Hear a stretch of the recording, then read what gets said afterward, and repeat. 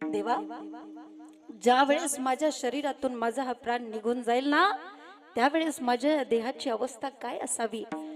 तर माझ्या चेहऱ्यावरती सुंदर असं हास्य असावं, माझ्या हृदयामध्ये तुझी सावळी मूर्ती असावी आणि माझ्या मुखामध्ये तुझं गोड असं नाव असावं, असंच माझं मरण असावं. माझ्या मनाला गोचंद